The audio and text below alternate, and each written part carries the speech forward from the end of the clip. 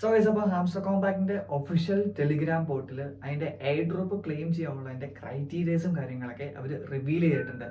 So അതിന്റെ basic ഡീറ്റെയിൽസും കാര്യങ്ങളൊക്കെയാണ് നമ്മളിപ്പോൾ ഈ ഒരു വീഡിയോയിൽ ഡിസ്കസ് ചെയ്യാൻ പോകുന്നത്.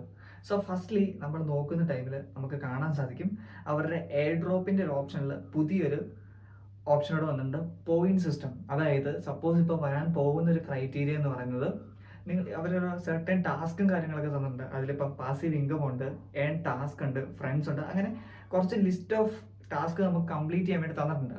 സോ അപ്പോൾ അതിൽ നമ്മൾ ഓരോന്നും പ്രോപ്പറായിട്ട് ക്ലിയർ ചെയ്യുകയാണെന്നുണ്ടെങ്കിൽ അതിന്റെ പെർസെൻറ്റേജ് ബേസ് ചെയ്ത് ഇത്ര പോയിന്റ്. ഇപ്പോൾ സപ്പോസ് പാസീവ് ഇൻകം നിങ്ങൾക്ക് ഇത്രേൻ്റെ മുകളിലാണെന്നുണ്ടെങ്കിൽ ചിലപ്പോൾ നിങ്ങൾക്ക് 100 പോയിന്റ് കിട്ടും, അല്ലെങ്കിൽ 200 പോയിന്റ് കിട്ടും.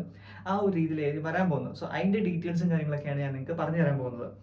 സോ അപ്പോൾ നിങ്ങൾക്ക് നോക്കുമ്പോൾ കാണാൻ സാധിക്കും ഇവിടെ എയർ ഡ്രോപ്പ് അലോക്കേഷൻ പോയിന്റ് എന്ന് പറഞ്ഞ് വന്നിട്ടുണ്ട്. സോ അതിൽ പോയിന്റ്സ് ഉണ്ട്, വിഡ്രോവൽ ഉണ്ട്. വിഡ്രോവലിൽ യാതൊരു രീതിയിലുള്ള ചേഞ്ചസും കാര്യങ്ങളും വന്നിട്ടില്ല. ജസ്റ്റ് നമുക്ക് നമ്മുടെ വാളറ്റ് കണക്ട് ചെയ്യാമെന്ന് മാത്രമേ ഉള്ളൂ. സോ ഇവിടെ നിങ്ങൾക്ക് പോയിന്റ് സിസ്റ്റം എടുത്ത് നോക്കുന്ന സമയത്ത്, വിച്ച് മീൻസ് നോക്കുന്ന സമയത്ത് ഇവിടെ പാസീവ് ഇൻകം എന്ന് പറയുന്ന ഫസ്റ്റ് ഓപ്ഷൻ ഉണ്ട്.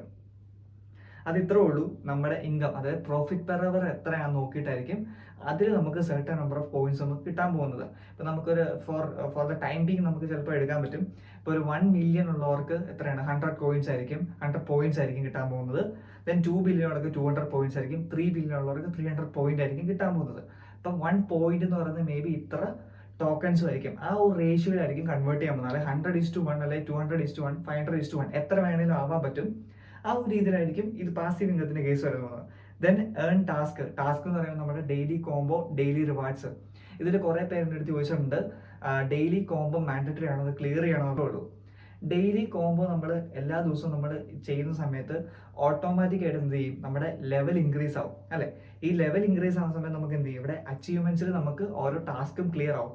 സോ അത് നമ്മൾ ഡെയിലി കോംബോ നമ്മൾ പ്രോപ്പറായിട്ട് നമ്മൾ ഫോളോ ചെയ്ത് പോവുകയാണെന്നുണ്ടെങ്കിൽ നമുക്ക് നമ്മുടെ അച്ചീവ്മെന്റ്സിൽ ലെവൽസ്, നമുക്ക് കാർഡ്സിന്റെ ലെവൽസ് നമുക്ക് ഇൻക്രീസ് ചെയ്യാൻ ഹെൽപ്ഫുൾ ആയിരിക്കും. ബട്ട് അത്രയും ലെവൽ 25 എത്തിക്കണമെങ്കിൽ അറൗണ്ട് 20 ബില്യൺ ഒക്കെ കോയിൻസ് നമുക്ക് ആവശ്യമുണ്ട്. അതൊന്നും അച്ചീവ് ചെയ്യാൻ ഈ നിയർലി പോസിബിൾ അല്ല.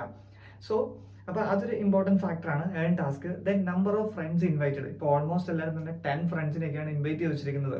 അപ്പോൾ ഫ്രണ്ട്സിനെ എത്ര ഇൻവൈറ്റ് ചെയ്തു അതിന്റെ റേഷ്യോ ബേസ് ചെയ്ത് ഒരു സെർട്ടൺ നമ്പർ ഓഫ് പോയിന്റ്സ് നിങ്ങൾക്ക് കിട്ടുന്നുണ്ടായിരിക്കും. Then of course achievements.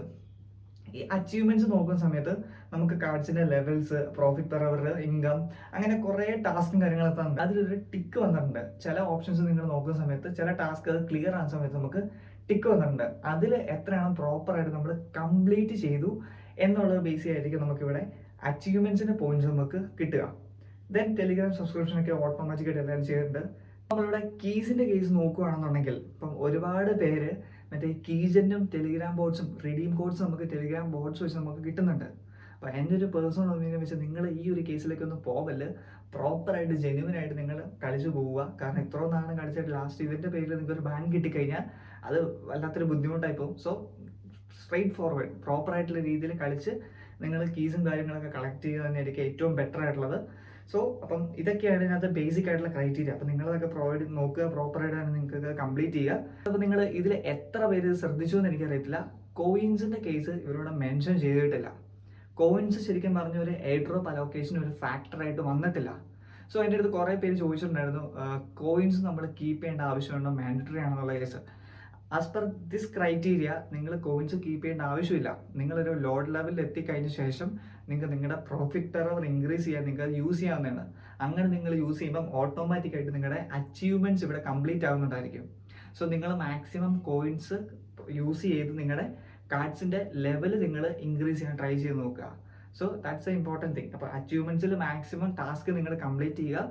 May be അച്ചീവ്മെന്റ്സിനും കീസിനും ആയിരിക്കും, പിന്നെ ഫ്രണ്ട്സിനെ ഇൻവൈറ്റ് ചെയ്തതിനായിരിക്കും ഏറ്റവും കൂടുതൽ പോയിന്റ്സിൽ അലോക്കേഷൻസ് വരാൻ ചാൻസ് ഉള്ളത്. സോ അപ്പോൾ ഇത്രയും കാര്യങ്ങളൊക്കെ നിങ്ങൾ നോക്കുക. സോ ഗൈസ്, അപ്പോൾ നിങ്ങൾക്ക് ഈ വീഡിയോ ഇൻഫോർമേറ്റീവ് എന്ന് വിചാരിക്കുന്നു. അപ്പോൾ നിങ്ങൾക്ക് എന്തെങ്കിലും ഡൗട്ടോ കാര്യങ്ങളൊക്കെ ആണെന്നുണ്ടെങ്കിൽ നമ്മുടെ കമന്റ് സെക്ഷനിൽ ജസ്റ്റ് ഒന്ന് ഷെയർ ചെയ്താൽ മതി, നമുക്ക് സോൾവ് ചെയ്യാവുന്നതാണ്. സോ നിങ്ങൾക്ക് ഈ ഒരു വീഡിയോ ഇഷ്ടപ്പെട്ടെങ്കിൽ ജസ്റ്റ് ഒന്ന് ലൈക്ക് ചെയ്തേക്കാം. നമ്മുടെ ചാനൽ നിങ്ങൾ ഇതുവരെ സബ്സ്ക്രൈബ് ചെയ്തിട്ടുണ്ടെങ്കിൽ നമ്മുടെ ചാനൽ ഒന്ന് സബ്സ്ക്രൈബ് ചെയ്തേക്കാം. So guys, thank you so much.